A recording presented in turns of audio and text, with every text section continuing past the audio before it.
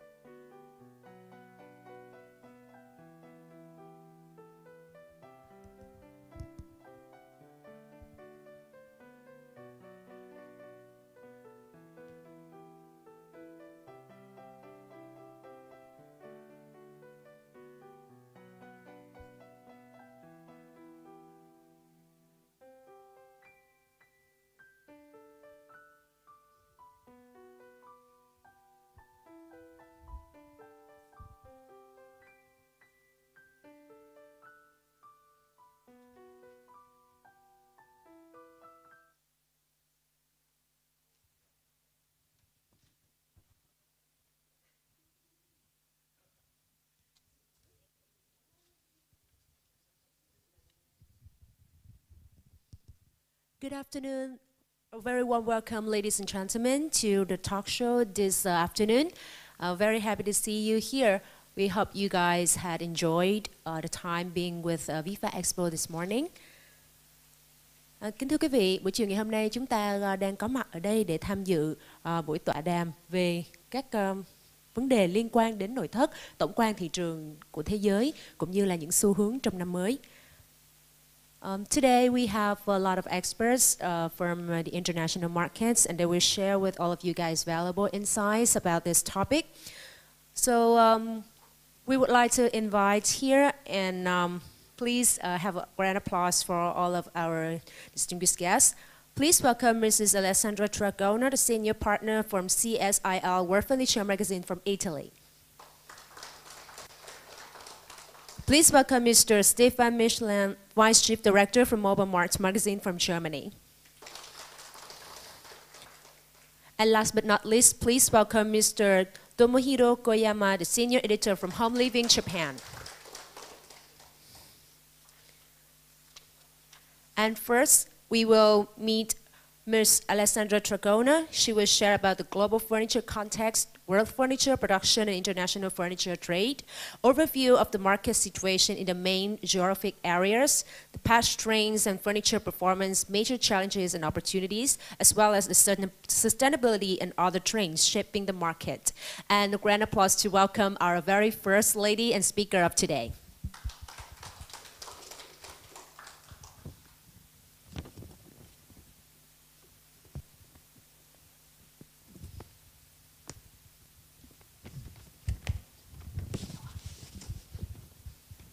Good afternoon, everybody. First of all, thank you to the organizer for inviting me again this year to present the Outlook. I'm Alessandra Tracogna. I work for CSIL. I've been working there for over 20 years, with a focus on the furniture sector.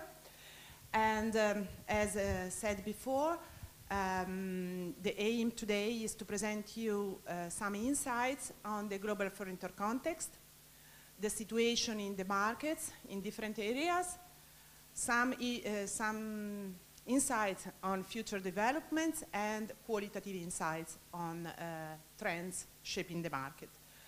I'll present many figures and data. Sorry in advance for this, but it's not only numbers. I ask you to go behind the numbers to understand which are the messages that comes from the context. Just few words about CSIL. CSIL is a market research center. We do market research with a focus on the furniture sector specifically. We have been working in this field for 45 years. Not me just 20. And we gather data from official statistics, from interviews, from desk analysis for over 100 countries to have a real picture of the furniture sector. This information is delivered in market reports as well as consultancy to sector companies and supporting them to develop strategies, development strategies. On our website, you can also download a magazine, which is free. It's a quarterly magazine, B2B magazine, summarizing results of our market research, as well as insights from exhibitions and product trends, and so on. So please check our website to download the magazine for free. So let me start with this figure. This is the figures we always use as an opener for our presentation. The histogram represents world furniture production, which is the total value of furniture produced in the world, and its, let's say, development over the past 10 years. The value of the world furniture industry is around $500 billion worldwide, according to our estimate. As you see, until 2019, there was a growth trend of wood furniture production, driven by urbanization, increase in income, increase in population, particularly in emerging countries. This trend, this growth trend, was interrupted by the drop and the rebound during the COVID period, and after that, the industry as a whole faced lots of challenges in the last few years. Challenges due to the geopolitical and macro context, and in particular, inflation affecting consumer spending, purchasing power of consumers, uncertainty. We had a difficult situation with conflict in Europe, in Middle East, and in general, the level of uncertainty in the sector increased a lot, thus impacting investment decision-making of companies. So from one side, consumers that had less purchasing power because of inflation, and from the other, companies less willing to invest or to invest or to grow in a context of uncertainty. Additionally, several issues affected supply chains, functioning, and prices, which became more and more volatile in the recent years. In all this, last year, at least, seems, according to our preliminary figures, to have closed with a stability. Last year, when I was here, I delivered the message that 2023 was closing with a contraction. This last year seems to have been stable at the world level, with differences, obviously, across areas. This slide represents the value of international trade. So how much of that furniture is traded internationally. We take it as an average between world furniture export and world furniture import. Should be the same values, what is exported worldwide and what is imported worldwide. It's a little bit different in the statistics. We take an average of the two. The value is around $180 billion traded globally. Here, the growth was faster than production as a whole. In 2024, the value of international furniture was 25% higher than 10 years before. Two notes, here all the calculations are made in current US dollar, okay, so not real. So everything is measured in current US dollar, and 2024 is still preliminary data. The year is closed, but statistics are not officially closed. So this, just take in mind this fact.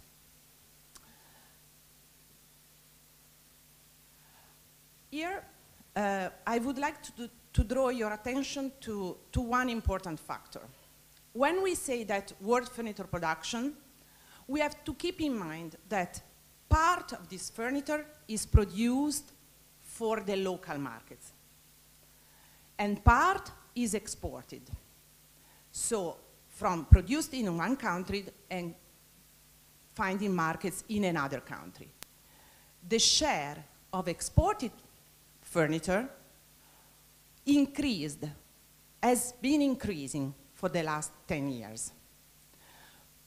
This, I would like to highlight two facts. First, despite all I said before, the challenges, the supply chain functionings, issues affecting markets, still export share increased globally. And second point is that this is also a factor of vulnerability. When we speak about growth of furniture production, we have to keep in mind that around 40% of this production is for exports. So what occurs in terms of trade policies, tariffs, dumping, trade issues, is affecting a substantial share of these exports. Not all the 30% is made by trade within areas, so trade within the European Union, within Asian countries, but also global trade, so from Asia to North America, from Asia to Europe. So again, why are we so much concerned about trade issues? Not only because they affect, obviously, company performance, companies' opportunities in export markets, but also because a substantial share of these values depend on it.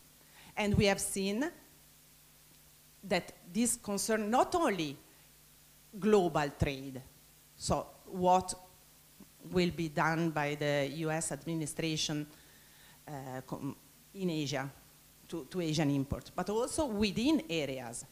So even within integrated trade areas, things can change.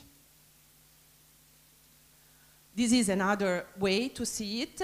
In green, you have the share of production of each areas going out of the area. So in green, you have the share of Asian production that goes out of Asia, which is the largest pie, share of the pie. But also Europe is dependent on export outside its area. On the other side, you have the imports. So how much imports account on the market of each area. As you see, Asia is not dependent on imports from other areas of the world because the share is less than 2%, but there are areas like Middle East and Africa, also Europe, and particularly North America, that are dependent on global imports. More into the details at the country level, which are the main producer and main exporters worldwide? Again, these comparisons are all in current US dollar, and 2024 is still preliminary.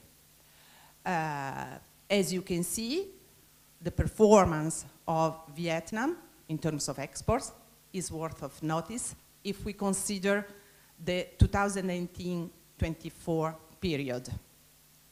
Export cumulatively growth by 90%, outperforming other countries as exporters, including China, if we consider the growth rate.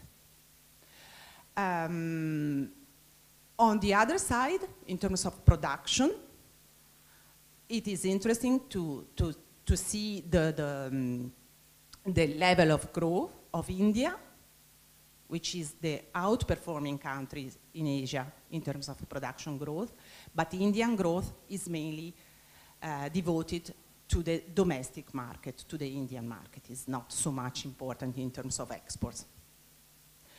The figures for exports of Vietnam seems a rebalancing in 2024, the drop of 2023. This morning, I was interviewing some companies at the exhibition making the same question, how was 24, sorry, and several companies still said that it was a difficult year, but exports, particularly in some countries, were performing well, in Australia, in other Asian countries, and we have to keep in mind that Vietnam export is really, really much concentrated on the US market. But I'll come back to this issue later. Moving to the markets, so we have seen production, we have seen which are the exporting countries, but where the market is, where the majority of consumption, furniture consumption takes place. This is based on our statistics.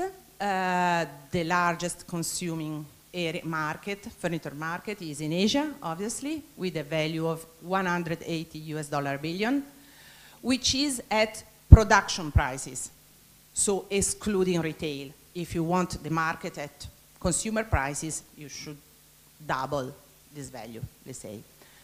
The second largest consuming area is Europe. Within Europe, the European Union has a value of around 100 US billion, followed by North America, Middle East and Africa, and then Latin America. This just to have an overview of the size of the industry. So the largest market is here, in terms of absolute values, is here in Asia, obviously. Looking more at details in each area, within North America, obviously, United States has the lion's share in terms of the histogram. Here, you have the size of the market. And is an area, we saw also before, opened to import. Around 1/3 of the area consumption comes from outside. And who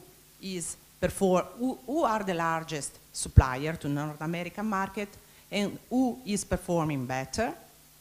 We can see in the histogram the growth rate of import into the United States from the different partners. If China remains the first supplying country, the growth rate of Vietnam was outperforming. But the growth rate is not the case of Mexico, is also growing. And I think that this picture is very useful to understand why trade measures can be put in place by the United States, and which are the countries which can be the target of these measures. This is the European market. The main markets are those in the histogram in light blue, so Germany, UK in order, in decreasing order is Germany, and we will learn more about Germany with the second speaker, and then United Kingdom, France, Italy, Spain. And again, this area is more close to import. Almost 90% of consumption within the EU is made by EU products. Still, the growth of extra EU import into Europe is increasing. And who are the players out of Europe? China, Turkey, Vietnam, Ukraine, and the other are smaller in size. Here, the growth rate of China is higher than the one of Vietnam, reversed compared to the United States. And Turkey is also an aggressive player in Europe, selling finished furniture as well as components, wood-based panels, so it's trying to integrate and to be present in the furniture supply chain as a whole in Europe.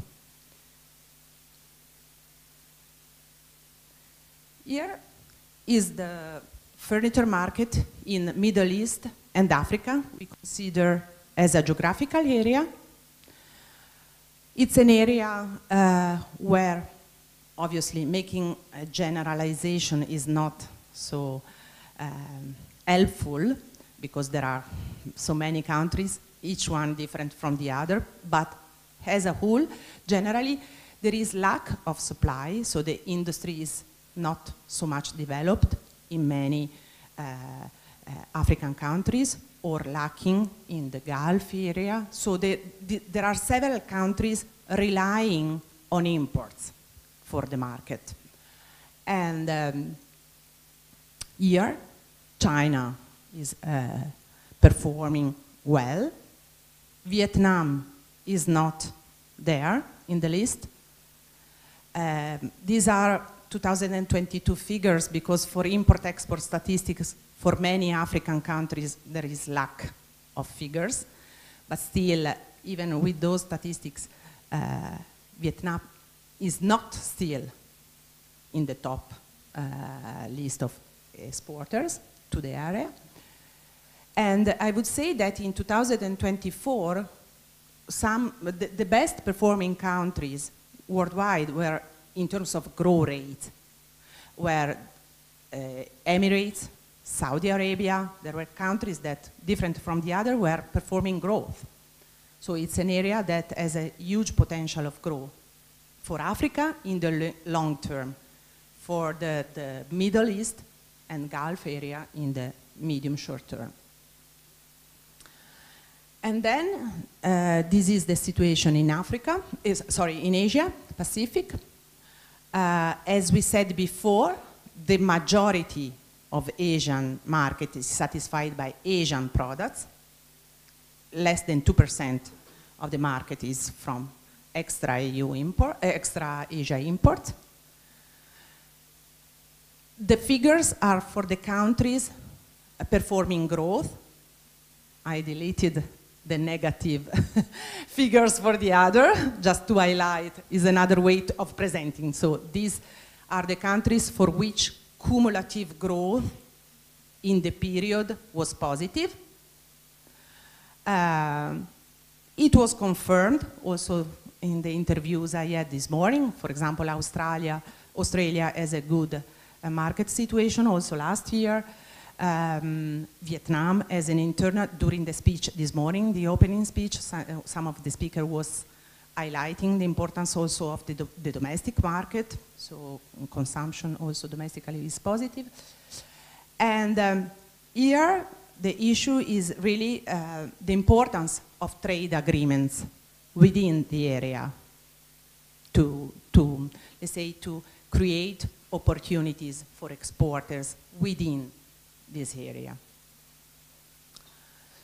And then coming to the forecast, which is something very difficult, particularly at the moment. I've been working, as I was saying before, for 25 years, since 25 years, almost 25 years at CSIL, but I confess and I admit that this period making forecast is really difficult.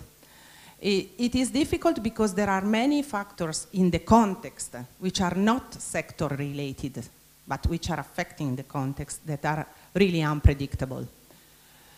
That said, what we expect is a slight improvement of the situation for 2025, which is the line here in world furniture production, which is world furniture consumption, so what is produced for the market, which will improve further in 2026. This is based on positive forecast for the macroeconomic scenario, a reduction of inflation. Last year inflation was almost at 6% at the world level, so it's very huge, very high value. And still, remember what I said before of the green slice of world production, which is export dependent. Means that this forecast really depends on what will occur in terms of trade policies worldwide. And also in the general context of uncertainty linked to the geopolitical context, macroeconomic context, and so on. So the level of uncertainty remains high. The figures I saw before is a balance of different performance we expect on the area. Asia Pacific will remain the fast growing area expected. We would like to highlight the sector support which is given to the furniture sector in many Asian countries, which is a driver. In exporting countries, but also in India, for example, which is a huge market, is becoming a huge market. Economic growth and urbanization will remain drivers. On the obstacles, again, factors linked to the trade context in terms of trade policies, as well as in terms of rules and regulation on export markets. In Europe, the situation seems slightly improving. Europe last year was a difficult year. The year before was a difficult year. The year before the year before was a difficult year. What we expect is still a situation for 2025 in the range of 0 or minus something growth for 2025. Because of the context-related factors, including geopolitical tensions. And also because the sector, the manufacturing sector in Europe is really weak at the moment in many countries, including in Germany, including in very important countries in terms of manufacturing base for the sector. As for North America, well, it's difficult to say something.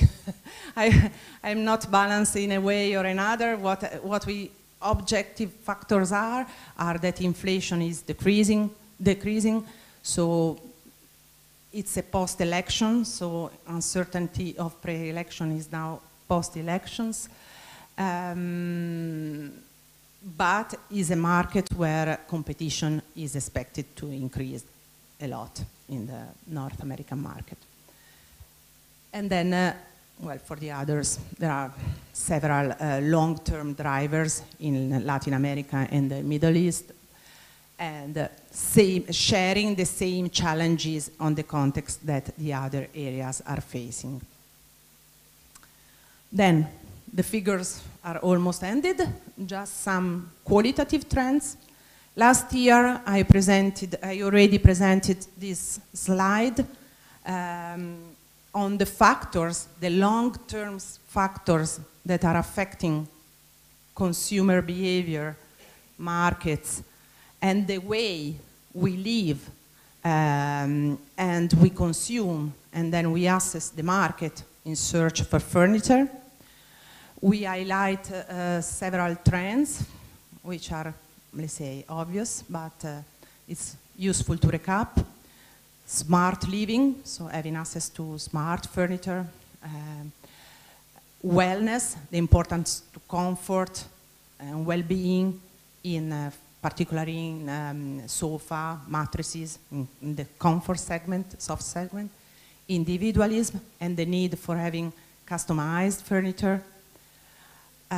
Mobility and the fact that we are changing home more often now than in the past, and our furniture has to adapt to us moving, as well as our way of living, and hybrid working is something that now is becoming more and more common. Shared ownership and ethical living as a way of particularly younger generation approach to sustainability. I just focus on two of these trends. One is sustainability. We recently made a research. We asked company which is the level of adoptions of recycled materials in production. Around 3/4 of companies interviewed globally said that they use at least some components of material of recycled origin. The share changes across the different products. For plastic and metal in particular is the one incorporating more options of recycled aluminum and metals. In foam, there are many issues still in having recycled materials for production. And the drivers of this increase in recycled materials are obviously resource scarcity, and also what occurred in the supply chains functioning in the last few years was important, and scarcity of some materials, as well as obviously rules, and I'll come back later. Then another trend that we wanted to investigate at SECC is that if companies are focusing on the second-hand market for furniture, We asked it to 100 companies in Europe mainly, and interestingly, it's still a minority of companies that are involved in this sector, but there is a share, around 20%, that can consider working in this segment. The driver being building a reputation of a sustainable company, a sustainable business model, as well as to impact on waste reduction. The issue are related to logistics, how this market can work efficiently, as well as consumer expectation on second-hand furniture. Just a recap on there are many rules related to sustainability. In Europe, we are trying to take it seriously. At least the regulatory framework is developing. One of the most important things is the eco-design for sustainable furniture, which is being discussed these days and will be finalized for the mattress sector and for the furniture probably, but it's still not decided. What will be there will be requirements in terms of sustainable contents of products, extended producer responsibility, and material usage. So it's really under discussion, and this will impact the choice of products that will be manufactured and sourced. And as in the case of household appliances, when eco-design was implemented, it changed the products on the market, the type of product in terms of efficiency, electric efficiencies, and so on. The second point is the EUDR, which has been postponed, but is still an important, postponed for 1 year, but is an important rule. And then the Corporate Sustainability Reporting Directive. In a recent study we made, again on European companies, we found that, let's say, at least in their wishes, they want to take green investment seriously, and they are planning to more than double the share of their investment in green activities, certification, and so on by 2030. And the last slide is on RTA furniture, which I know is an important, let's say, product segment for many Vietnamese furniture companies. It's a segment that we are studying. The report, we are publishing a report in this March covering the European market for RTA. And this segment has performed better than the European market for furniture as a whole. These two mirroring the changing lifestyle that I was saying before. So need of having furniture easy to move and to adapt to furniture, to apartment. Here, what we are observing also in this sector is that European players are focusing a lot on sustainable packaging, monomaterial products in view of the end of life dismantle of this product. So it's a segment that is also developing in view of sustainability goals. To recap, and I've finished, we have to keep in mind that the context we have seen, which is in slight recovery, but with a lot of vulnerability factors, I would say. The fact that competition in international markets is growing, and a good way to face it is to try to reduce risk and exposure to specific markets, which means also differentiation. So concentrating on different markets and not differentiating on markets and not concentrating only on few markets for companies export focused. Then to build competitive advantages to be competitive in these increasing competitive markets. So to pay attention which are the trends on the market, not bulk of export, but also understanding what consumers want.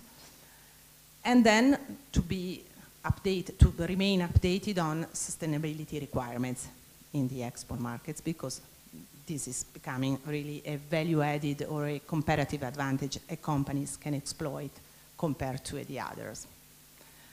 And that's it. Sorry for so many figures, and I hope that something remained, at least as a main message.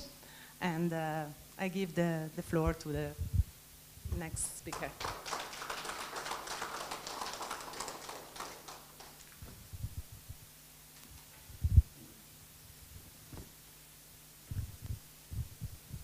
Thank you very much for your sharings.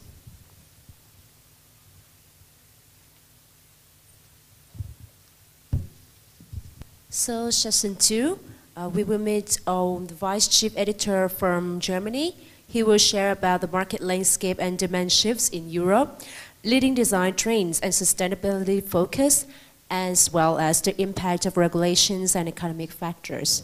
And a great applause to welcome to the stage here, Mr. Stefan Mielchen.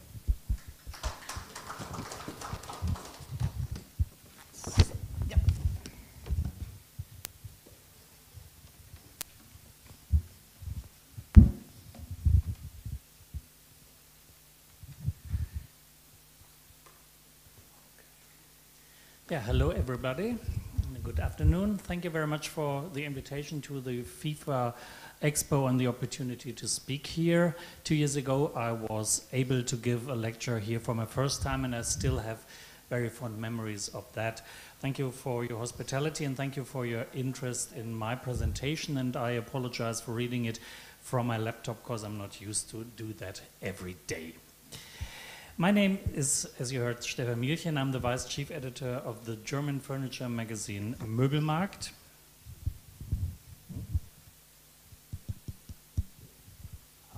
Yep. Okay. And we report on everything that is relevant to the furniture industry and the furniture trade. Moebel Markt is an international furniture magazine, so we don't just report from Germany, but from all over the world.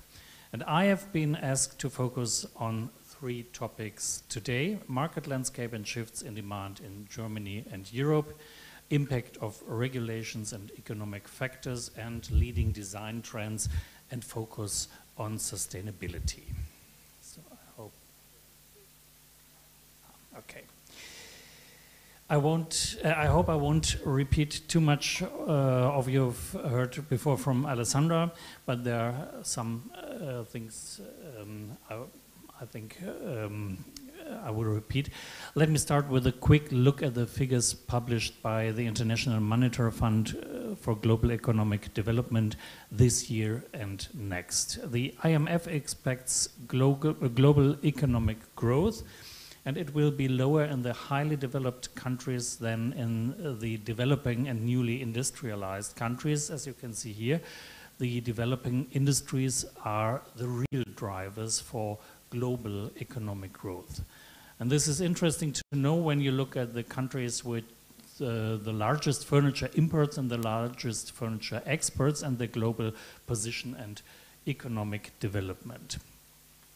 The 5 most important importing nations for furniture are among the nations for which below average growth is expected: United States, Germany, UK, France, and Canada, as you can see on the right side of this slide. These 5 countries account for more than half of the world's furniture imports. And the largest export nations for furniture are still China, Vietnam, Poland, Italy, and Germany, as you heard before, and as you can see on the left side of this slide. This is the status quo of last year and the years before. And however, it is currently difficult to predict how the market as a whole will develop the next years. One of the main reasons for this is the change of government in the US, and in particular US President Donald Trump's policy of customs fees. No one can currently say exactly what trade conflicts will arise and whether or in what way furniture will also fall under US import restrictions and tariffs of 25% or more in the future. But international trade is under enormous pressure, and it is to be hoped that things will not turn out in this way. However, this is not the only problem with economic development at the moment. Following the boom in the wake of the COVID pandemic, demand for furniture has fallen again significantly in some markets. Customers in some European countries are holding back their money because inflation and rising energy costs are, as a result of the Russian war of aggression in Ukraine, continue to pose a problem. In Germany, people have been buying fewer consumer goods for the last 1 or 2 years, and this is also affecting the furniture industry. Many people are insecure, fear for their jobs, and complain about high rents and the costs of living. All of this is leading to less consumption. Let's take a look at Europe and Germany in particular. As you can see here, Europe continues to occupy a key position in the global furniture industry as the second largest furniture market in the world, with a consumption value of around 106 billion euros, more than a quarter of the global market. Europe continues to hold a crucial position in the global furniture industry, acting as a hub for production, market size, and world trade. Nevertheless, the current market weakness is evident. The negative performance trends have continued in almost all European countries in 2024. The German and French furniture industries are particularly affected as they are struggling with a sharp decline in construction activity for the private housing sector and, as I mentioned before, weak consumer spending. For example, it is assumed that 2 to 3 fitted kitchens are produced for each newly built flat. One for the new build, the others because people move into the vacant flats and also buy a new kitchen. And this also applies to other furniture, of course. People who move into a new home may buy a new sofa or a new dining table or a new bed. And that's why the construction of new homes is so important for the furniture industry and furniture retailers. If more flats are built, this also has an impact on rents or the purchase price, and therefore also on how big consumers' budgets are for buying new furniture. If you look at Spain, Spain is an exception in Europe where residential construction continues to be a growth driver. And Eastern European countries, traditionally known for their rapid growth and manufacturing, were also affected by the difficult market conditions, particularly the poor performance of the German economy. Another exception is Poland, where the furniture sector recorded modest but positive growth last year. And if you want to look at it positively, you can say that despite the difficult market conditions in 2023 and 2024, the furniture sector in Europe has shown its resilience and has remained above pre-pandemic levels. But it very much depends on which country you are looking at. As I said, Germany as the leading nation in Europe on the one hand and Spain on the other are different in their economic development and especially in the furniture sector, and Germany seems to be less resilient than other countries. Let's have a look on the producers. As we heard from Alessandra, in Europe a significant proportion of the current demand is fulfilled by EU production, making up 80 to 85% of the total furniture consumption, while the remaining portion is sourced through imports from other countries. The European furniture industry is predominantly comprised of small and medium-sized enterprises, supporting a substantial workforce with over 1 million employees distributed over 135,000 manufacturing companies. While remaining a small and medium enterprises-based industry, both industry and retail are progressively concentrating. EU furniture manufacturers play an important role in setting global trends, particularly in the high-end furniture market. And in this segment, the EU stands out as a world leader with nearly 2/3 of high-end furniture products sold globally originating from within the EU. The market is dominated by large retail chains and pan-European manufacturers and benefits from a well-established retail network. In order to achieve an economic upturn, it is important that decline in inflation that has already occurred continues. Lower interest rates and a possible rise in wages could also have a positive impact.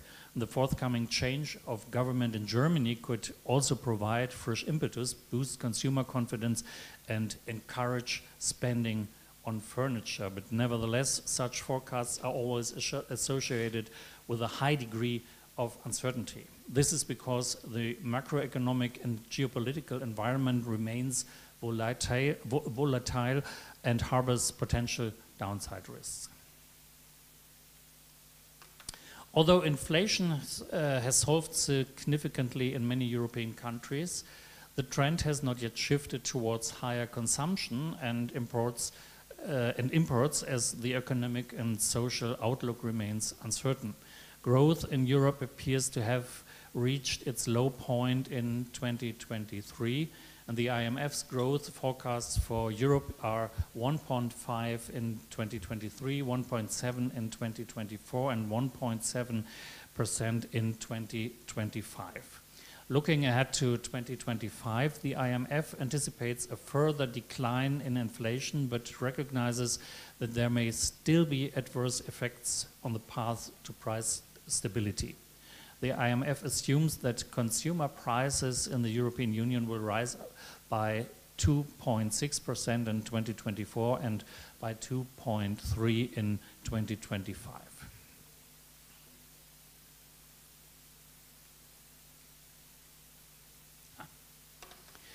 Let's look specifically at Germany, the world's third largest economy. My country lays claim to leadership in Europe, even if economic development does not currently live up to this claim.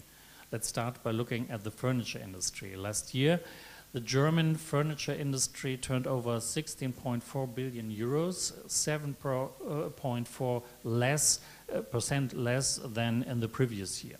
Domestic furniture manufacturers recorded a drop of 6.8% with a turnover of just under 11 billion euros. Foreign sales fell by 8.6% to 5.4 billion euros. In concrete terms, this means the segment of living room, dining room, and bedroom furniture and furniture parts recorded a decline in sales of 11% in 2025. The upholstered furniture industry recorded a drop of around 8%. Turnover in the kitchen furniture industry was 6.5%, down on the previous year, and mattress manufacturers recorded a decline of around 5%. German office and shop furniture manufacturers suffered the smallest losses last year with a drop in sales of around 4%. Due to the weak consumer climate and low construction activity, the exports of the German furniture industry fell in most European markets last year.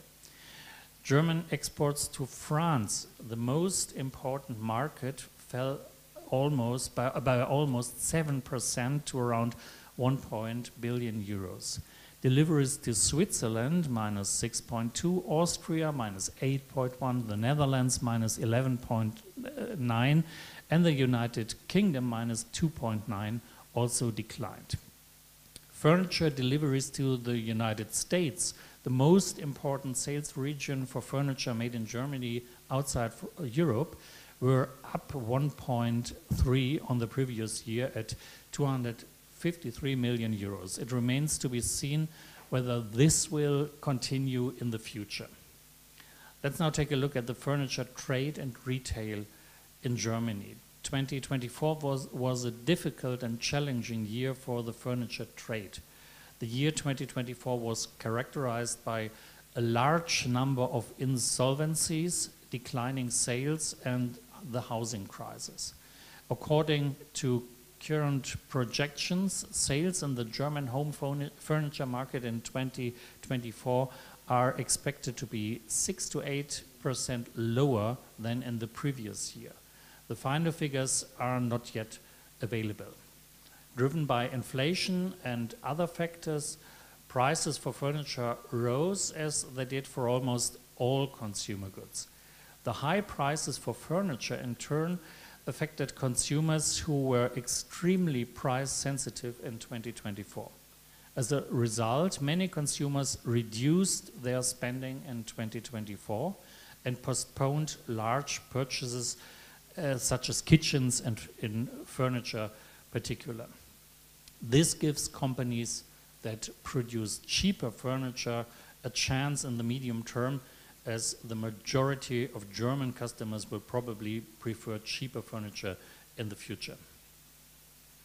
Demand for furniture fluctuated throughout the year. Retailers with traditional stores in particular continued to feel the effects of changing consumer habits. Many consumers increasingly focused on online purchases and hybrid shopping experiences. Sustainability and quality remained key topics, with particularly strong demand for resource-saving materials and durable products. In the design sector, the focus in 2024 was on multifunctional furniture. Demand for space-saving and adaptable solutions was particularly high in urban areas. Smart furniture with integrated technology also played an increasingly important role. Many manufacturers invested in digital features to improve comfort and functionality. The German furniture trade continues to face challenges, but it's nevertheless looking to the future with confidence. A continuing trend towards sustainable products, innovative production techniques, and digitalization in retail offer great opportunities for further growth. The decisive factor will be how flexibly companies can adapt the changing market conditions. Oops. Okay.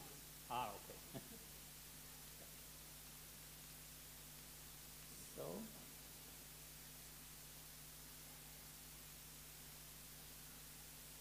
I would like to show you the next slide, but it doesn't work. Okay. In our magazine Moebel Markt, we survey the 30 largest furniture retailers in Germany, Europe, and the world every year. In it, we show how the companies have developed economically. I would like to show you an example of the top 10 retail companies in Germany and Europe as determined by us in summer 2024 and the sales growth they achieved in the last financial year. The undisputed and clear leaders in Germany are for sure IKEA plus 13% and XXX Lutz plus 9%. Germany's largest online retailer Otto recently led the group of companies whose sales declined. And if we look on Europe, XXX Lutz is the largest retail company in the furniture sector. It grew by 11.5% across Europe. Both companies, IKEA and XXX Lutz, sometimes appear to be decoupled from the market in their development towards ever-increasing sales. Both stand for the rapidly advancing concentration in the furniture trade in Germany and Europe. This is particularly evident in the market share of furniture retailers that are not among the top 30. Whether in Germany, Europe, or worldwide, the market share of these furniture retailers has recently shrunk significantly by between 2.5 and almost 5 percentage points. The furniture industry is also still very much at home in the old economy. The top positions in our German and European rankings are reserved for traditional furniture retailers. The online business in the furniture industry is largely operated by some traditional retailers. IKEA, for example, already generates more than 20% of its sales online in Germany, almost 1.4 billion euros. And XXX Lutz even took over Home24, one of the most renowned German online players. If the market as a whole is shrinking and a few are growing strongly, this means that many companies have lost sales. In Germany, only 5 of the 30 largest furniture retailers recently achieved growth compared to 9 out of 30 in Europe. This is a significant difference compared to our 2023 ranking. Allow me to mention a few more factors that will be decisive for the development of furniture production and furniture retail in the future. For reason of time, I don't want to get into the topics of digitalization and e-commerce here. However, I would like to mention 2 other developments. Firstly, demographics and urbanization. People are increasingly living in cities. In 1918, 1.7 billion people worldwide, this is 39% of the world population, were living in cities, and in 2015 the number had increased to nearly 4 billion according to projections. The urban share of the world population will grow to 6.4 billion or 66% by 2050. There's currently an increase in the age group between 25 and 64 in particular. As urban living space in particular is limited and expensive, flats will become smaller in the future. The industry must therefore adapt to the fact that more flexible and space-saving furniture will be needed. And then there's the big issue of sustainability. For the current Gen Z, the Generation Z, sustainability is more important than for any previous group of buyers. These people are the customers of tomorrow. But even older customers today have a greater affinity for sustainably produced products that are recyclable and suitable for a circular economy in the face of climate change. Sustainable and recycled or recyclable materials are becoming increasingly important for purchasing decisions. The traceability of the supply chain and the length of transport routes also play an important role for many customers. Another trend, and Alessandra mentioned it before, another trend in Germany and Europe is the growing proportion of refurbished and second-hand furniture. There are now several successful online retailers that resell used designer furniture. Refurbishing of old furniture is a growing area of business. A decisive factor here is the quality of the material and design. The higher the quality of a piece of furniture, the more durable it can be. And I will show you one example. IKEA is already reintroducing classics from the 80s into its program. This shelf by designer Niels Gammelgaard, for example, is being brought back into the program. And this was one of the pieces of furniture I bought for my first flat. Unfortunately, I disposed of it in the bulky waste as my awareness of sustainability was also less pronounced in the past. Today, I'm annoyed that I no longer own this timeless modern piece of furniture. I bought it as a young man for a reasonable price at IKEA. And last week I discovered it on a website for second-hand furniture where it was on offer for 1,600 euros. And when I bought it over 30 years ago, I remember it cost less than 200 euros. Here you can see that you can also do good business with second-hand furniture, and this business model is also a sustainable one. But the topic of sustainability has another impact, we heard about it, and another component, the legal framework in the European Union and the agenda for sustainable development of the EU. The Eco-Design Regulation, which was adopted in 2023, will make sustainable products the new standard in the European Union, and that means in 27 European member states. And this will make it possible to gradually establish performance and information requirements for imported products on the EU market. This means if you want to sell furniture in the European Union in the future, you must comply with and accept these rules. The Commission will draw up and regularly update a corresponding list of products. The selection will be made on the basis of a thorough analysis and criteria relating in particular to the EU's climate, environmental and energy efficiency targets. And this also applies to furniture and mattresses. And these rules will apply from 2030, in other words, in just 5 years' time. The new eco-design requirements also aim to promote the circular economy.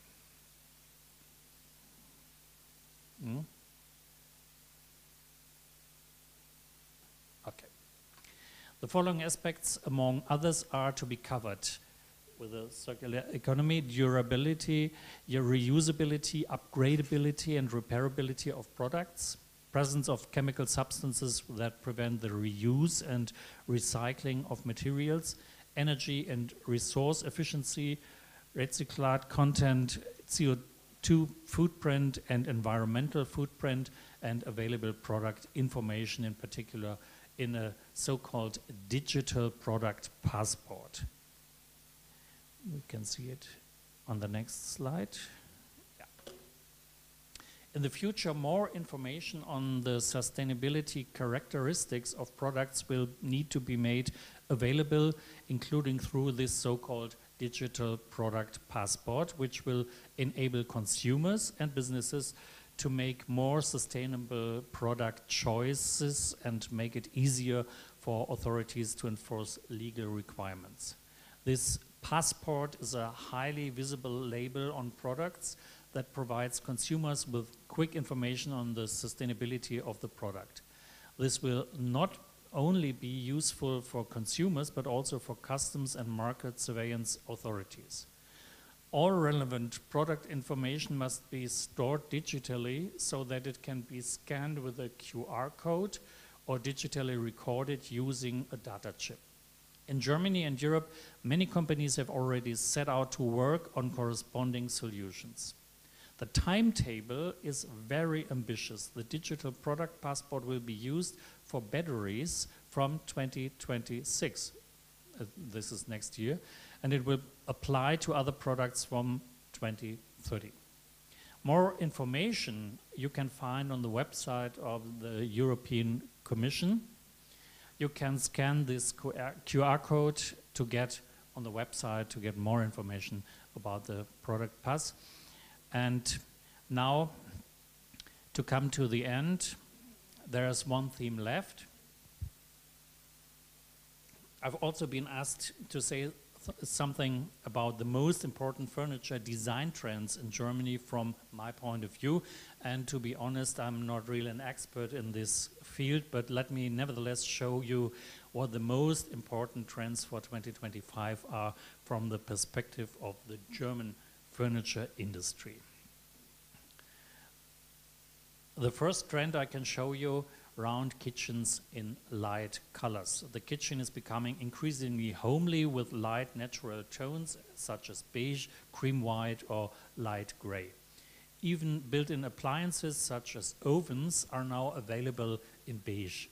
The color bronze is also becoming increasingly popular, for example, for taps and handles. Round elements loosen up the minimalist design style of kitchen furniture. With their rounded corners, the kitchen units, cooking island, or wall units become special eye catchers. Round extension tables, for example, as a dining area, are becoming increasingly popular. The light earth tones are often combined with wooden surfaces and elegant glass cabinets. The next trend is a grooved look in the dining room and living room too. The grooved look, familiar from the kitchen, is also increasingly finding its way into the dining and living area. The wooden fronts with vertical slats give low boards, sideboards, and cupboards a particularly natural look. The slatted look is also an attractive option for wall design. Oak continues to dominate in terms of wood types.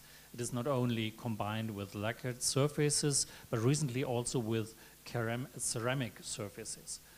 Dining furniture is becoming increasingly important, as nowadays guests usually spend the entire evening at the dining table. The variety of upholstered dining armchairs and benches is growing accordingly. And what is this?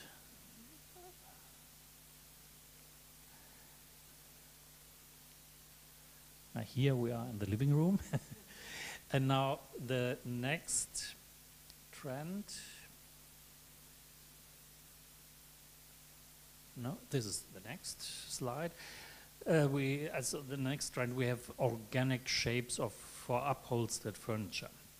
Comfortable sofas and armchairs play a central role in feeling good at home, where you can relax after a long day or a long business trip to Vietnam, for example. International trends such as organic and feminine shapes and the use of soft boucle fabrics continue to prevail. Light, earthy colors are on the rise. However, colors such as the trendy shade peach or rosé and powder tones are also popular. Opulent upholstery in bubble shapes or cushioned sofas in the pillow look are also catching the eye. Multifunctional upholstered furniture and smart functions offer a great deal of comfort. For example, the couch can be equipped with LEDs and spread atmospheric light, and many models have USB ports or stations for wireless smartphone charging. Integrated speakers provide immersive acoustics for movie nights or gaming sessions. Sustainably produced fabrics, for example, from recycled fibers and ecological materials are more important than ever. Our next trend shows us the dressing room and family beds. In the bedroom, the arrangement of wood with lacquered surfaces and fabrics in warm colors such as champagne creates a pleasant atmosphere. Beds have rounded corners and rest on rather delicate feet. The headboard is often lavishly and softly upholstered to make it comfortable to lean on. And extra wide family beds with space for parents and small children are becoming increasingly popular. Individually configurable hinge or sliding door wardrobes offer plenty of storage space. There's a wide range of interior design options, including pull-out shoe racks, shelves for storing jewelry, handbag holders, and box-like compartments for ties or watches. If space is available, a dressing room is sometimes added to the bedroom, where clothes, shoes, or handbags can be attractively presented and stored within easy reach. And last but not least, the bathroom as an oasis of well-being. A homely ambience is very important in the bathroom. This is achieved, for example, by combining matte lacquered surfaces with wood decors, real wood veneers or solid wood with delicate shelves or open illuminated compartments in the wash basin. In addition to the dominant light tones, there are also delicate pastel shades or bright colors. Dark tones such as black, anthracite or dark green exude elegance. So that was my overview of the most important economic developments in the furniture industry in Germany and Europe, the upcoming legal measures of the EU, and the current furnishing trends in Germany. I hope that I've been able to fulfill your expectations, and thank you very much for your attention.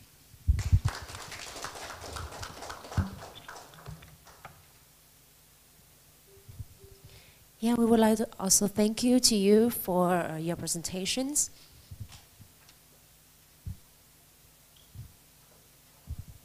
So after getting valuable insights from European markets, so now we will come to the Asian market with opportunities and competitive strategies detailed about rapid growth and key players in Asia, consumer behavior and material innovations, as well as the supply chain dynamics and regional trend impact. And a great applause to welcome Mr. Tomohiro Koyama, the senior editor from Home Living Magazine, Japan.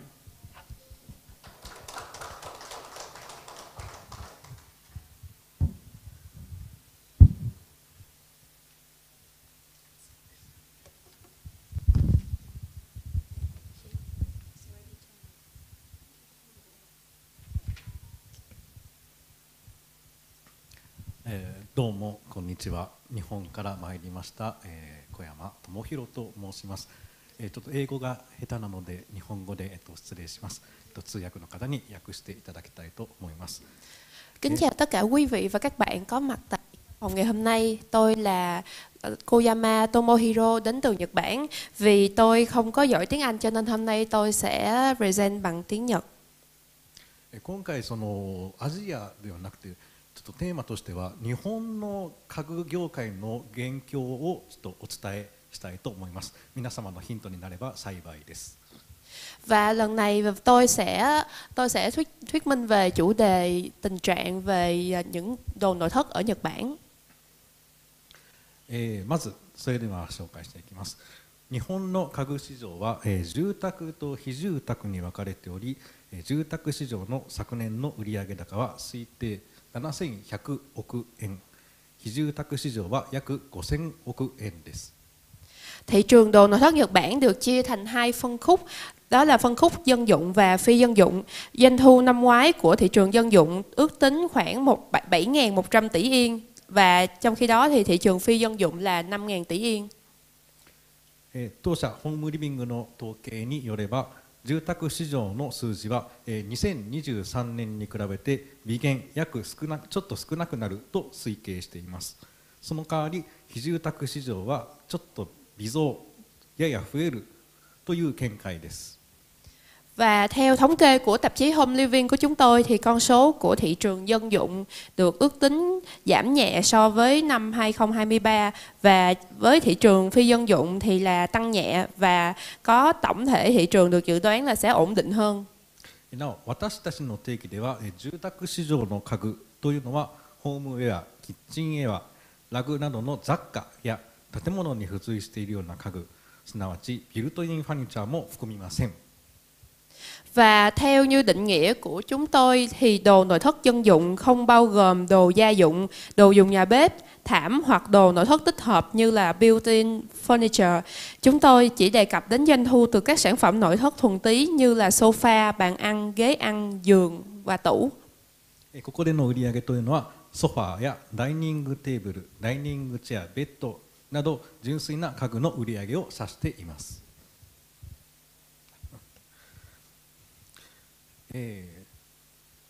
では次に、皆さんの中で日本の家具の企業というのはどのようなイメージを持たれるでしょうか。 Thì ở đây tôi có một câu hỏi đến quý vị là nhắc đến đồ nội thất Nhật Bản thì quý vị sẽ nhớ đến doanh nghiệp nào đầu tiên ạ? ヨーロッパの方々には丸二木工やカルニ木家具といったところがひょっとすればミラノサローネに出店しているのでひょっとしたら聞いたことがあるかもしれません。 Và đối với những quý vị mà đến từ châu Âu ngày hôm nay thì chắc là sẽ nhớ đến công ty Maruni, Mokko và Kaguni.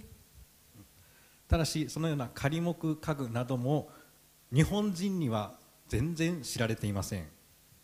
Nhưng mà với những công ty đó thì đối với người Nhật Bản thì hoàn toàn không hề phổ biến tí nào. 日本人が家具を買うときに一番重視する一番有名な企業というのは一番にニトリ、次に IKEA、次に無印良品です。Và đối với người Nhật Bản thì nói đến khi họ đi mua đồ nội thất thì công ty đầu tiên họ nghĩ đến sẽ là Nitori, và nghĩ đến thứ nhì sẽ là IKEA, và nghĩ đến thứ ba sẽ là Mujirushi. 日本の住宅向け家具市場について考えるとき、今述べたニトリという企業が大きな鍵を握っています。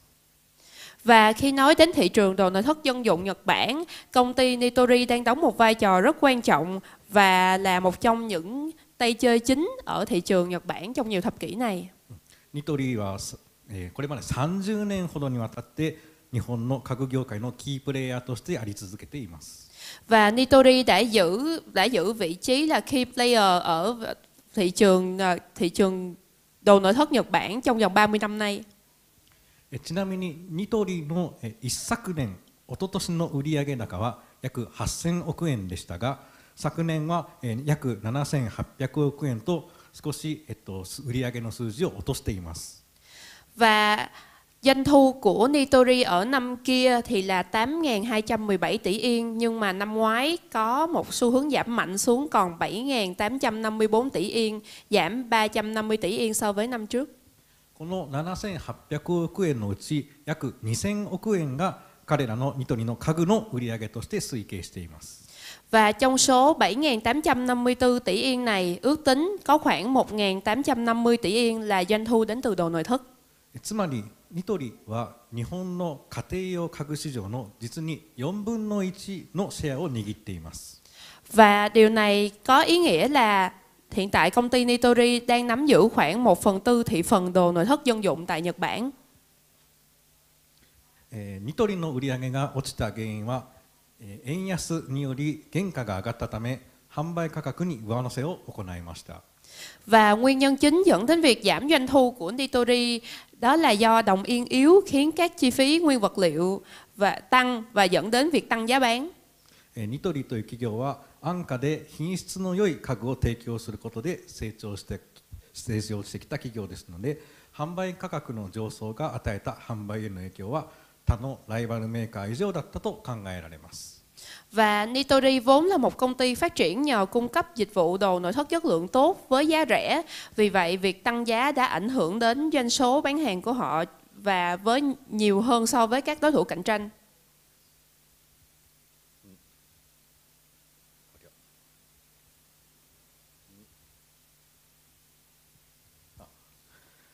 このようにニトリが影響力がありますが、それでも売上が微減にとどまっているのは日本の家具業界の企業が軒並み約 20% 以上の値上げを実施したからです。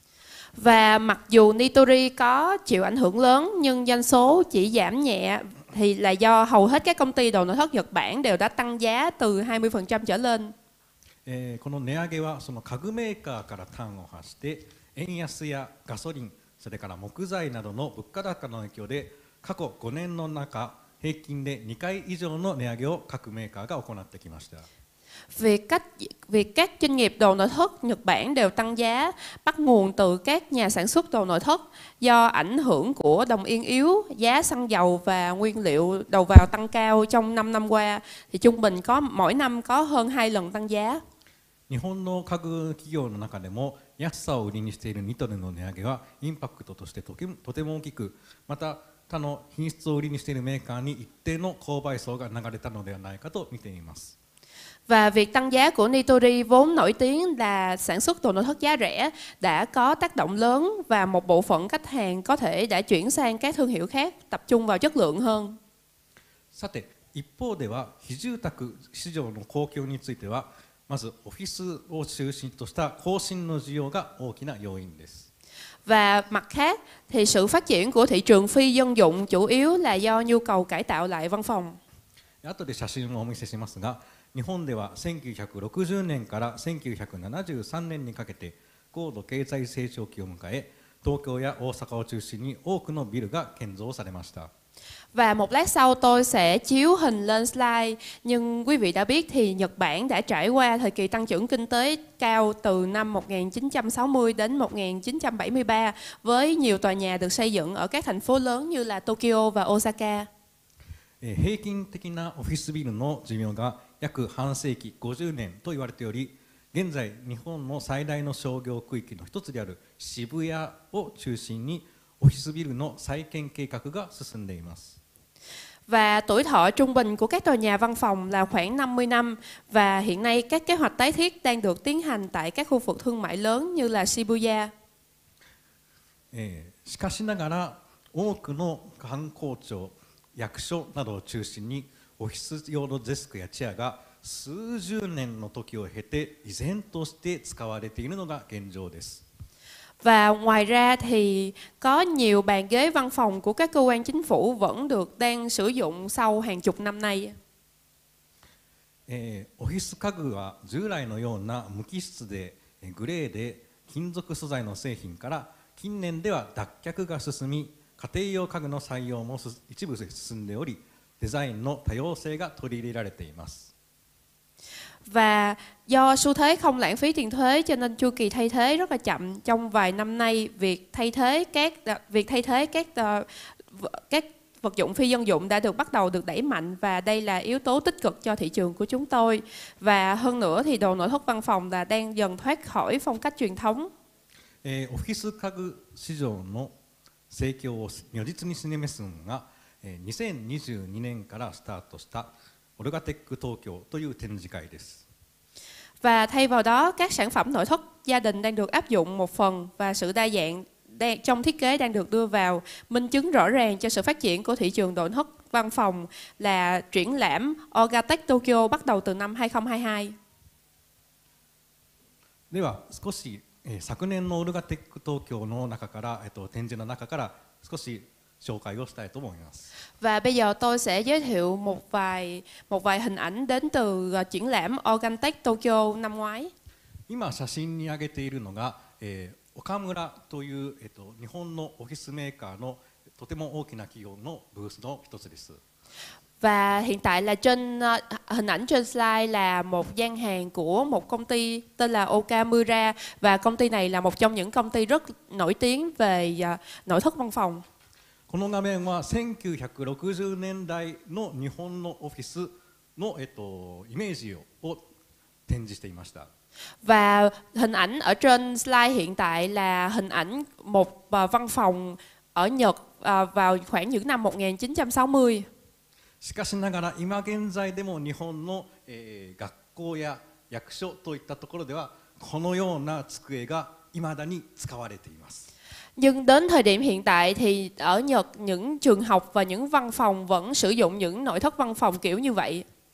日本のオフィスのインテリアは60年以上あまり変わっていないというのが現状の一つであると言えます。 Và hiện tại thì những cái nội thất văn phòng của Nhật cho đến thời điểm này từ năm 1960 thì vẫn không có thay đổi nhiều. 次にこちらが1980年代から90年代の、オフィスのイメージです。 Và đây là hình ảnh văn phòng được tái tạo lại ở khoảng những năm 1980 đến 1990. このイメージでもまだ古いのですが、現在の日本の企業ではこのようなデスクを中心としたオフィスが非常に多くなってきています。 Và đây là hình ảnh của thời đại cũ nhưng hiện tại thì những hình ảnh những cái bàn ghế office như thế này thì vẫn còn đang rất là nhiều. パソコンはもっと新しいのを使っています。 Nhưng mà riêng máy tính thì là máy tính hiện đại hơn ạ. こちらが2010年代のイメージです。 Và đây là hình ảnh văn phòng vào những năm 2010 ạ. 先進的な企業では新しい働き方として、いろいろなその高さを変えられるような机などを取り入れている企業もだんだんと増えてきました。 Và với những công ty phát triển mới thì họ đã có những cái bước cải tổ trong cách làm việc cho nên là họ đã điều chỉnh lại, ví dụ như là độ cao của bàn và kiểu ghế. ただしこのようなものを取り入れる企業はごくごく一部の大企業だけです。Nhưng mà những công ty sử dụng những bàn ghế kiểu mới như vậy thì chỉ có một phần nhỏ ở trong những công ty lớn thôi ạ. 先ほども申したように、日本の企業のうちの 90% を占める中小企業は、先ほどの60年代のような机がまだまだ現役で残っているところが多いです。Và thực tế thì khoảng 90% những công ty vừa và nhỏ đang phát triển tại nền kinh tế Nhật Bản thì vẫn sử dụng những cái nội thất văn phòng kiểu cũ như là những cái hình lúc trước. 次にこちらは、先ほど申した岡村の、新製品になります。 Và đây là sản phẩm mới nhất của công ty Okamura. これまで日本の国では、子どもの学習机というものが多く売られていました。 Và với mẫu sản phẩm này thì đã được bán rất nhiều để sử dụng trong việc là làm bàn học cho trẻ em. しかしながら今の日本は、少子高齢化といって大人の数がどんどんと増え、子どもの数がどんどんと減ってきている、そんな現状にあります。 Nhưng vì hiện tại dân số Nhật Bản đang già hóa cho nên là những sản phẩm cho trẻ em doanh thu đang giảm dần theo thời gian. したがって、子どもの時期だけ使えるような家具ではなくて、大人になっても使えるようなコンセプトとして開発された商品がだんだんと目立ってきています。 Chính vì vậy cho nên là những sản phẩm dành cho trẻ em đang bán chậm dần và họ sẽ cải tạo lại những sản phẩm đó để người lớn cũng có thể sử dụng được. ちなみにこちらが岡村の、渋谷のオフィスでかなり高いところにオフィスがあります。 Và đây là hình ảnh, thật ra đây là hình ảnh thực tế của văn phòng công ty Okamura tại Shibuya và được đặt trên một tòa nhà rất là cao.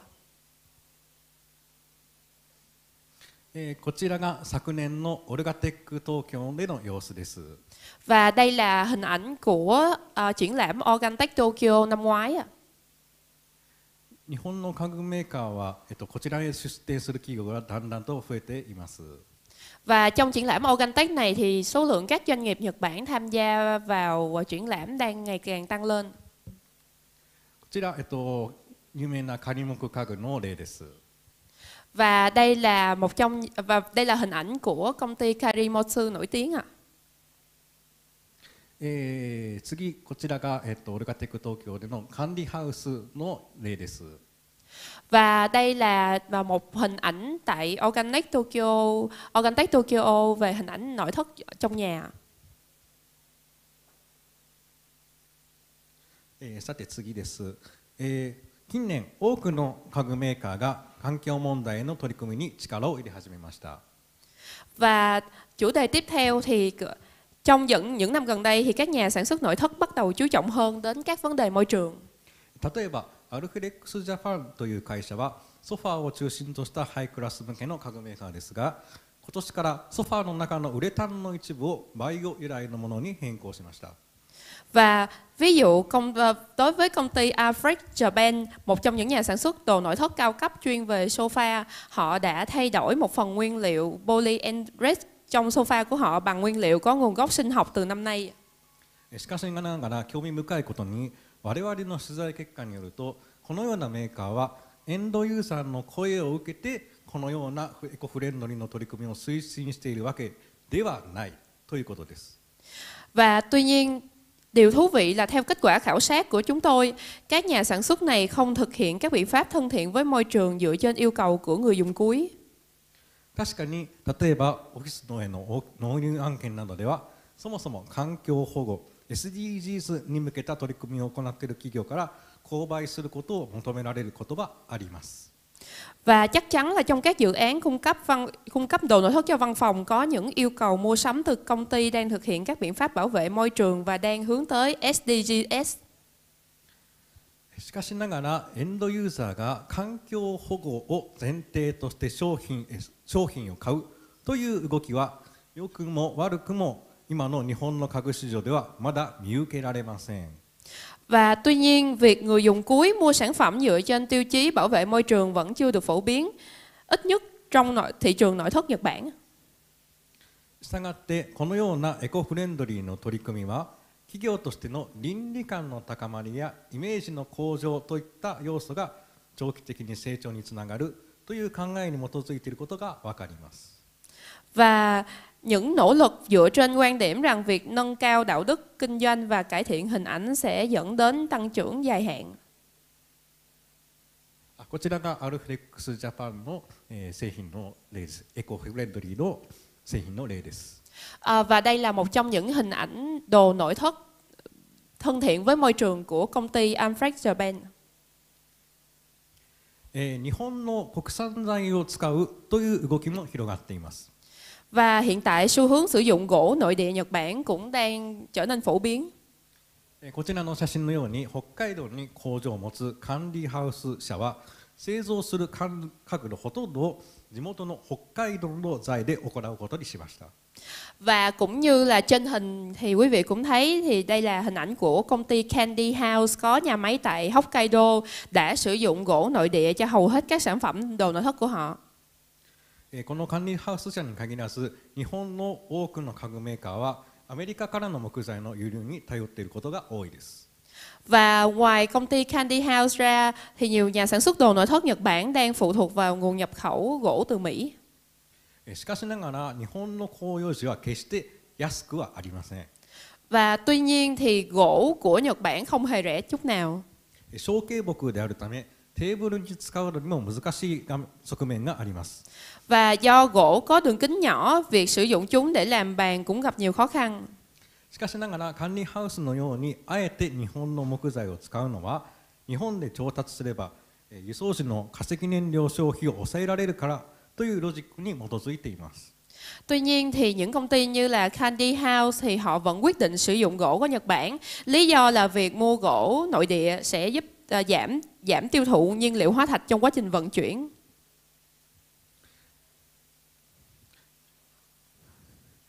しかしながら興味深いことに木材の調達にかかるコストというものは米国材と変わりはありません。 Và tuy nhiên điều thú vị là chi phí mua gỗ trong nước và so với lại chi phí nhập khẩu gỗ từ Mỹ thì nó không quá khác nhau. そしてエンドユーザーについても国産材の良さというのを一切評価しないのです。 Và những người dùng cuối thậm chí không đánh giá cao điều này. そして企業自体もエンドユーザーにそのようなことを求められていないことも理解しています。 Và các công ty cũng hiểu rằng là người dùng cuối không yêu cầu họ làm điều đó. 他にも類似的な事例はたくさんありますが一旦省略します。しかしエンドユーザーに要請されたわけでもないのにこのようなサステナビリティに基づくあえて刺激的な表現をすれば非合理的な戦略を取る日本の企業が増えているのは一体どうしてでしょうか。 Và có rất nhiều ví dụ tương tự như vậy, tôi sẽ tạm thời bỏ qua. Thì tuy nhiên tại sao ngày càng có nhiều công ty áp dụng các chiến lược phi lý dựa trên tính bền vững mà không phải là do yêu cầu từ người dùng cuối? これはアイデンティティの追求から来ている行動です。 Và đây là tất cả là những hoạt động xuất phát từ việc theo đuổi bản sắc.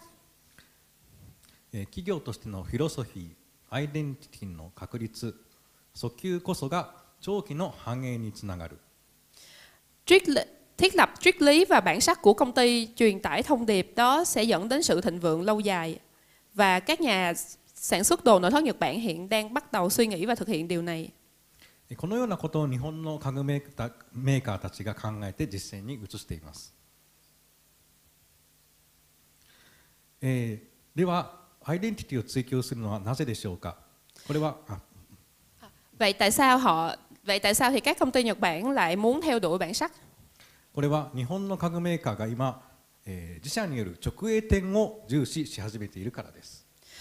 Lý do là vì các nhà sản xuất đồ nội thất nội địa Nhật Bản hiện đang chú trọng hơn đến việc mở cửa hàng trực tuyến, mở cửa hàng trực tiếp. こちらの写真も管理ハウスの直営ショップ、東京の直営ショップになります。 Và đây là một trong những cửa hàng trực tiếp, bán hàng trực tiếp của nhà sản xuất Candy House. これまで日本の家具販売店というのは日本の家具市場を席巻する影響力を持っていました。 Và trước đây thì các cửa hàng bán đồ nội thất có ảnh hưởng lớn đến thị trường Nhật Bản. Các nhà sản xuất đồ nội thất phụ thuộc phần lớn vào doanh thu của họ. しかし今日では規模の大きい販売店を除いてだんだんとその数は販売店の数は減っています。 Và tuy nhiên, ngoại trừ những cửa hàng lớn thì số lượng các cửa hàng ngày nay đang giảm dần. したがって家具メーカーや輸入業者はこの5年でこのような家具販売店に依存することがもはや盤石ではない戦略であると気づいたのです。 Các nhà sản xuất và nhập khẩu đã nhận ra rằng việc phụ thuộc vào các cửa hàng này không còn là một chiến lược vững chắc nữa. そしてそこで彼らが始めたのが直営店の戦略です。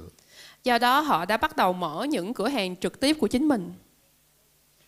家具メーカーやごく一部の輸入業者たちが直営店を立ち上げましたが、直営店にはデメリットもありますが、大きなメリットがいくつかあります。 Đối với các nhà sản xuất đồ nội thất và một số nhà nhập khẩu đã mở cửa hàng trực tiếp, và mặc dù có một số nhược điểm và cũng có nhiều lợi điểm lớn. 一つは直接販売をするため比較的大きな粗利額を取れること、そしてもう一つ大きな利点はその家具ブランドのファンを作ることができるということです。 Số 1 là họ có thể bán trực tiếp và thu được lợi nhuận gộp cao hơn, và một lợi ích khác nữa là họ có thể tạo ra được một cộng đồng người hâm mộ cho thương hiệu riêng của mình. それぞれの家具のブランドがどのような背景でどのようなフィロソフィーを持って家具を製造するか、このような家具メーカーは一斉に訴求し始めたのです。 Và các nhà sản xuất này đang bắt đầu truyền tải thông điệp về triết lý và bản sắc của họ thông qua việc sản xuất đồ nội thất. そこで登場するのがサステナビリティなどの企業の姿勢です。 Và đây cũng là lúc các vấn đề như là tính bền vững được đưa vào. こちらの写真ですが、仮木家具が製造した日本の欅による製品です。 Và hiện tại ở trên hình thì là một trong những sản phẩm của công ty Karimotsu được chế tác từ gỗ keyaki của Nhật Bản. 今日本の製材業者、いわゆる木の伐採業者などが、高齢化によってかなり疲弊しています。 Và hiện tại thì các công ty cung cấp gỗ và các công ty trồng rừng ở Nhật Bản đang đối mặt với vấn đề già hóa dân số và đang biến mất dần. そのような日本の木材の製材業者にメリットを与えるためにも国産材の活用がとても重要であると捉えられています。 Chính vì lý do đó cho nên là những cái nhà sản xuất gỗ và cũng như là những nhà sản xuất đồ nội thất thì đang cố gắng nâng tầm vị thế của gỗ nội địa lên, và họ đang bắt đầu phát triển những chiến lược để làm điều đó. こちらの写真も仮木家具の直営のショールームによるマスというコレクションの新作です。 Và đây cũng là một trong những hình ảnh của một trong những cửa hàng trực tiếp của Karimotsu, và đây là series về gỗ thông ạ. このようにこれまで家具メーカーのほとんどは直接エンドユーザーの前に出てくることはなく、販売店を通して消費者に製品を販売していました。 Trước đây thì các nhà sản xuất ở Nhật Bản đa phần là ủy thác việc bán hàng cho các cửa hàng đồ nội thất, và vì vậy họ không thể truyền tải những thông điệp trực tiếp đến với người tiêu dùng. しかしながら、このような直接的なアプローチを行い、自ら大きなファン層をつかみに行くという動きが、だんだんと増えてきています。 Và cho nên là xu hướng mở cửa hàng trực tiếp này, và đối với xu hướng mở cửa hàng trực tiếp này thì giúp họ có thể tiếp xúc trực tiếp được với những người dùng cuối và bán sản phẩm. こちらは、隈研吾さんの、デザインでも有名な、飛騨産業の新しいショールームです。 Và đây là một trong những showroom của công ty Hida Sangyo, với bán những cái sản phẩm nội thất của kiến trúc sư nổi tiếng Kuma Sangyo. この、メーカーも、かなり国産材の比率を高めています。 Và với những nhà sản xuất này thì tỷ lệ sử dụng gỗ nội thất đang rất cao. こちら丸二木工の、ショールームです。 Và đây là hình ảnh showroom của công ty Maruni Mokko. 写真は深澤直人さんデザインのソファーです。 Và đây là hình thiết kế của Fukuzawa. こちら赤瀬という企業の、銀座のショールームです。Và đây là một trong những showroom của công ty AKC ở Ginza. このショールームを、一般のその企業に貸し出して、ここで会議などを行えるようなそのような運営を行っています。Và hiện tại thì showroom này cũng đang thực hiện cho những công ty bình thường thuê để làm phòng họp hoặc là những cái hoạt động khác. メーカーがこのように自社のショールームを貸し出すようなことはこれまでの日本ではあまりありませんでした。Và đối với nhà sản xuất tự làm showroom nội thất và cho những doanh nghiệp thuê để làm phòng họp thì đây là trường hợp rất là hiếm. 最後のページです。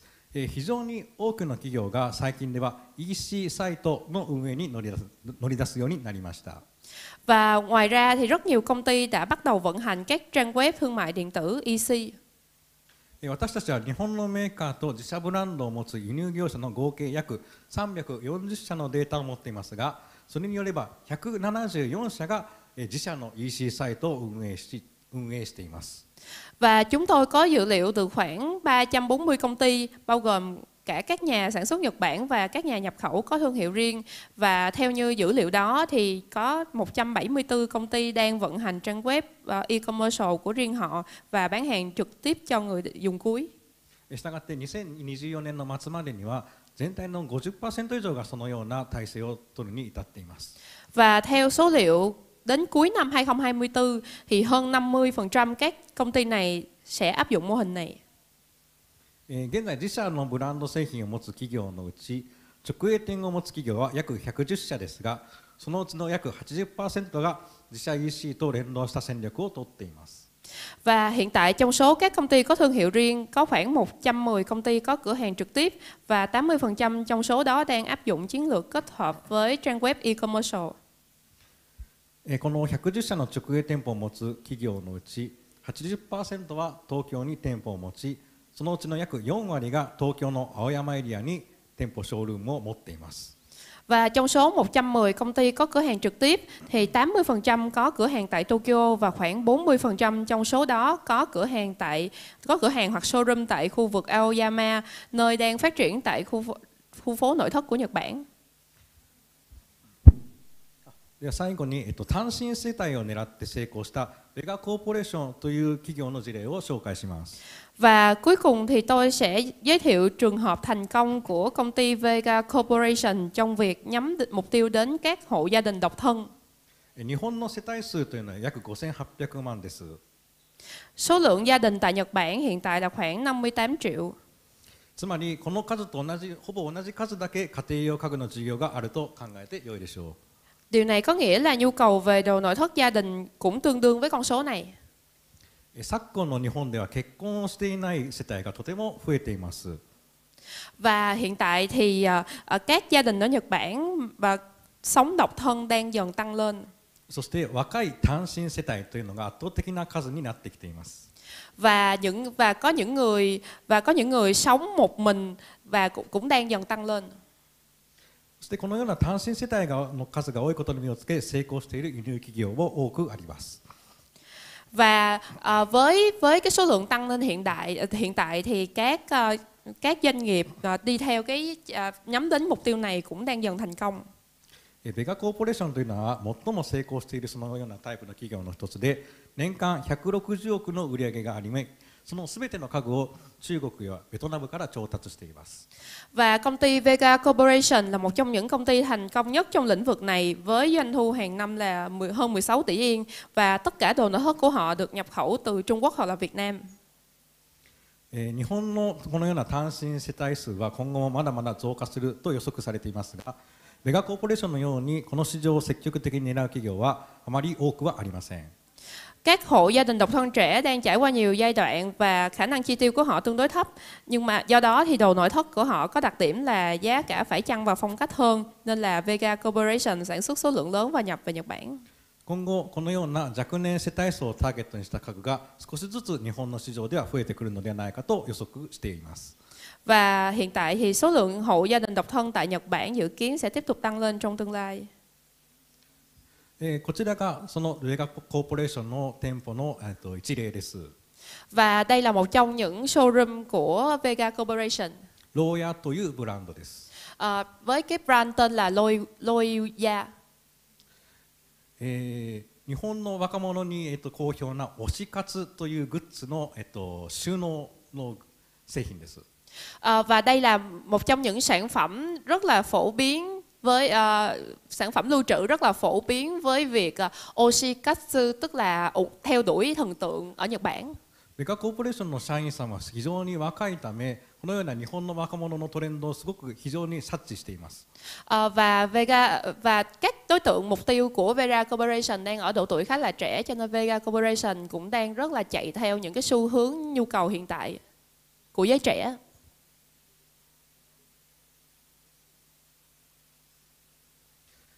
このようなコンパクトな形から展開できるような家具というのもベガコーポレーションが開発しています。Và một trong những sản phẩm Vega Corporation đã phát minh ra thì đó là những sản phẩm gọn nhẹ và có thể mở rộng ra sử dụng. 特に東京など都心部では、部屋の面積が非常に狭いため、このようなコンパクトな家具というものが非常に人気が高まっています。Và vì diện tích nhà ở trung bình ở Nhật Bản rất hẹp, cho nên là những sản phẩm nhỏ gọn và tiện lợi như thế này thì rất là phổ biến.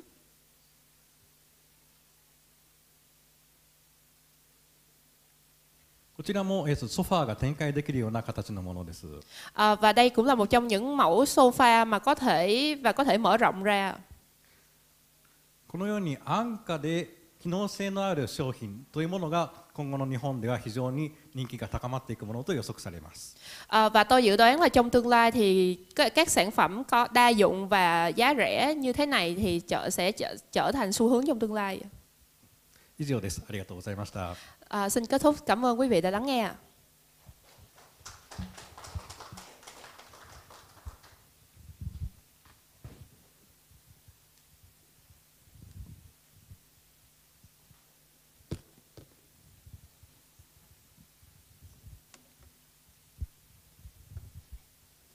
Thank you so much for your presentation. Kính thưa quý vị, bây giờ thì sẽ đến thời gian để chúng ta có thể có những trao đổi và tương tác cùng với các vị chuyên gia. Thì nếu như quý vị có những câu hỏi nào thì chúng ta cứ thoải mái chia sẻ cũng như là trao đổi những thông tin cùng với các vị chuyên gia ở đây. So we are coming to the panel discussion with a Q&A session as well for you guys to freely ask our experts and we exchange, we interact together. Thank you. The first part is the panel discussion between the three experts, and the second one will be the Q&A session for you guys. Thank you.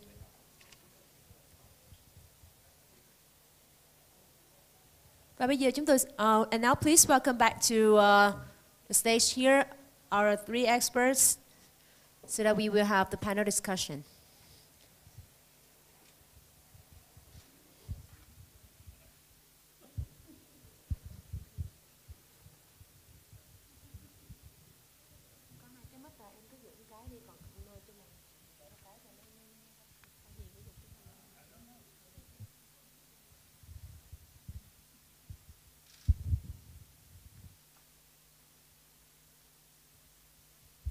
What is the question now? If you guys have the panel discussion together, we will start first. But if you guys don't have the panel discussion together, we will start for everybody to ask. Yep. Well, I think it's okay to start with questions, So I think if there are any. ladies and gentlemen, we kindly ask and exchange information. We not only ask, but we can exchange or share more about your opinion, your point of views, to your experts to interact more. I break the ice with one consideration, maybe. We spoke a lot about sustainability today, all of us. One point that maybe could be emphasized more is that durability is an important attribute of sustainability, meaning that choosing durable materials help products to be more durable. And one of the requirements of the sustainability regulation will be that products are more durable. So choosing the right material is also important to, I mean, sustainability is not only something very strange or something that you should invent, something completely different. Maybe choosing the right material, durable material, is already a good choice.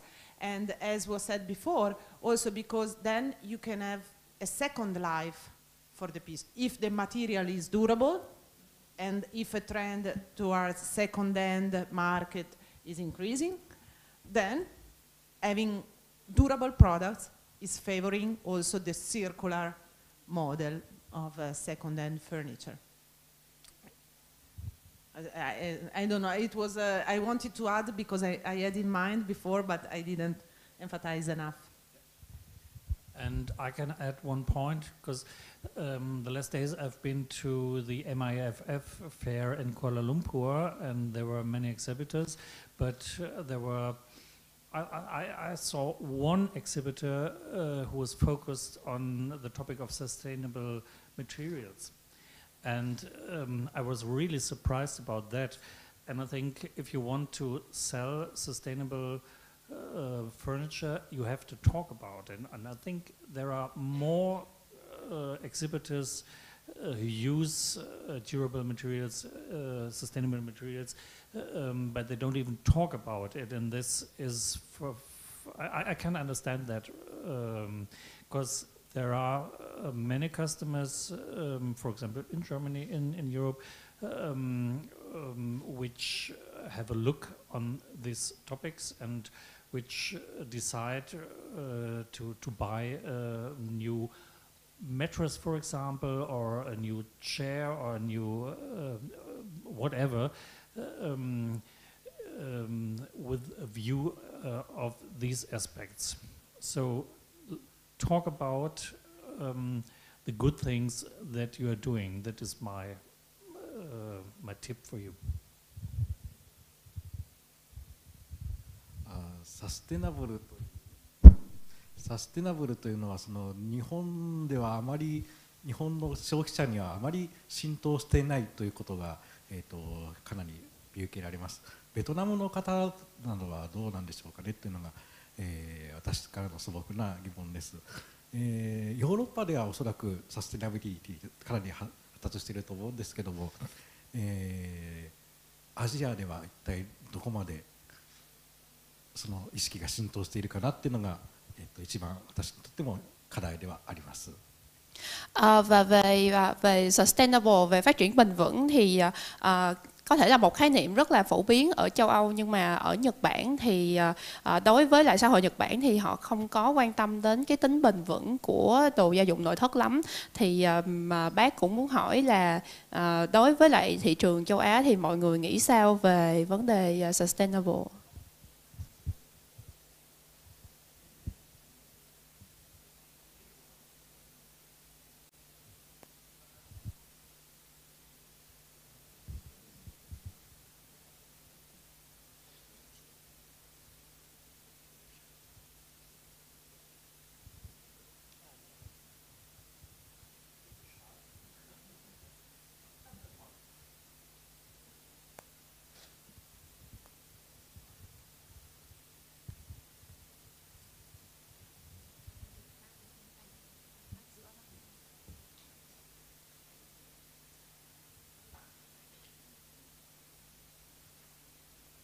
Có lẽ là hỏi cả ba bác một câu, tại vì là hỏi về châu Á, nhưng ví dụ ở Việt Nam thì có một cái điểm là thế hệ gọi là hơi người cao tuổi hơn vẫn thích đồ gỗ kiểu sập gụ tủ trà, tức là dùng gỗ đỏ, gỗ mà rất là bền, có thể đến tận 30 năm. Thế thì ở đây có lẽ là nói về durability lại không phải là theo hướng bền vững. Cho nên là cái từ này có lẽ cũng sẽ phải cân đối xem là bền là theo khái niệm như thế nào. Bởi vì có thể hiện nay thậm chí là thay vì dùng gỗ thịt mà có rất nhiều giải pháp gỗ kỹ thuật lại không thể dùng được lâu như thế, nhưng mà đồng thời nó vừa phải với xu hướng thay đổi mẫu mã, và nó lại hỗ trợ hơn cả phần tái tạo rừng, khai thác rừng một cách bền vững chẳng hạn. Thì cái đấy liệu các bác ấy có những cái suy nghĩ hay có những cái gợi ý nào, bởi vì đây sẽ là thay đổi cả hành vi của người tiêu dùng nữa.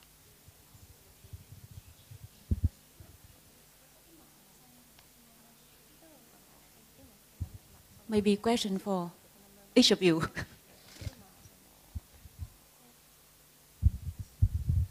Yeah, very right question, very interesting. The issue is, as you said, how you source wood, because certification are there. So if, for example, you source oak in Europe from a French forest or so on, then it is certified and replanted activities and let's say, I don't know how to say, it's certificate, it's a supply chain which is checked and certified, I would say. Regarding technical wood, for example, for engineered wood for outdoor usage or many years, yes, obviously, depend on what you compare this material to. For example, more and more we are seeing LCA, life cycle analysis studies, to evaluate the impact of a material compared to the other. So, well, it depends on the choice and the application. What we often say is that you can use, for example, oak wood for flooring, for windows, for furniture, and the technical application, the exposure of the material, because durability is not a value in se, but depends on the usage of one wood compared to another based on the application it will have. Yep, I agree with that. And you asked how is it possible to change consumer behaviors? And this is a really good question, and I don't have an answer to that. At least it's a question of price, and this is for most of the consumers, the price is the argument, and so you have to argue why you have to why maybe you have higher prices for sustainable products, and you have to argue in a way that everybody realizes and accepts. That's not so easy, because as I spoke about the economic situation in Germany, people aren't really interested in themes of sustainability at the moment. They are interested in their own costs, and that's the question of budget and so on. So I can't give you a really good answer how to change consumer behavior, but first of all, you should talk about what you're doing good, and why you are doing that. So maybe you can find some more customers that follow this argumentation. 質問の答えになっているかどうかちょっとわからないんですが、日本の中では最近ヨーロッパの家具の真似をしているだけじゃいけないよねというふうなメーカーの意見も多くなってきています。なので日本伝統の組子の技術であったりとかをつぎ込んだ家具の開発もしているところが少しずつ出てきました。なのでベトナムの方々もベトナムらしさが発揮された家具というのをどんどんと愛用していかれたら良いのではないかなというふうに思います。Thì đầu tiên thì Bác Koyama cũng có nói là không biết là câu trả lời của bác có đúng với lại cái nội dung mà mình mong muốn hay không. Nhưng mà bác nói là hiện tại là trong ngành nội thất ở Nhật thì cũng đang có cái ý kiến đó là không thể cứ mãi mà bắt chước theo cái xu hướng phát triển cũng như là những cái mẫu mã của châu Âu mãi được. Cho nên là hiện tại thì trong nước cũng bắt đầu muốn phát triển một cái bản sắc riêng trong cái việc thiết kế nội thất và cũng như là sản xuất nội thất. Cho nên là bác nghĩ là ở Việt Nam mình thì đối với những cái nhu cầu của riêng người Việt Nam thì mình cũng phải adapt theo, mình cũng phải xem, mình cũng phải phát triển những cái bản sắc riêng theo cái xu hướng và cũng như những cái nhu cầu của người Việt Nam mình thì nó sẽ tốt hơn.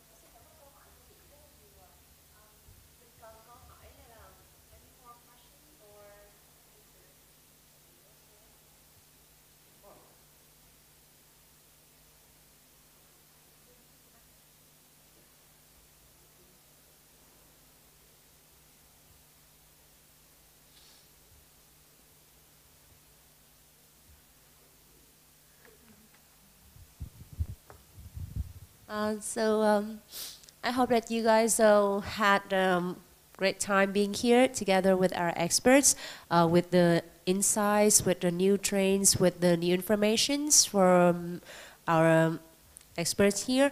And we hope you will have more opportunities to visit all of the Vifa Expo as well as trading with the successful results. Thank you.